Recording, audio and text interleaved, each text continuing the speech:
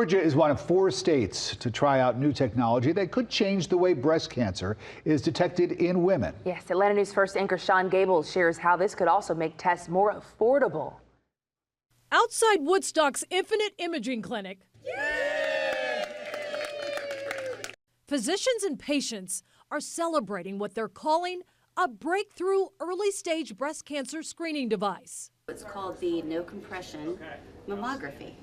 Also known as the Coning-Vera breast CT, the compressionless device claims to catch breast cancer as early as stage 0. So these women that are afraid of going and getting their mammograms, they can come and get this. They lay down on their stomach, it's 10 seconds per breast, and it's 3D as well, and you get your results within a week.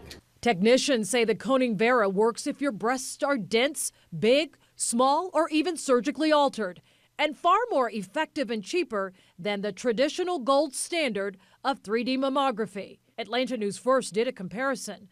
A Georgia hospital charges $1,198 for a diagnostic mammogram. A Coning scan is $500 or less. Coning provided a scan of a patient who took a traditional mammogram scan. It found no cancer. Same patient, below on a Coning, had multiple cancers undetected. Stenographer Holly Green is both a clinician, a patient, and a fan. It is more effective than mammography, and all the clinical trials are showing that right now. It's actually better than I thought. You get to lay prone on the table, there's no compression. It has a white paper article where it compares itself to its counterpart, the industry standard of a breast MR. And it sees more pathology than the breast MR in dense breast patients. Sean Gables, Atlanta News First.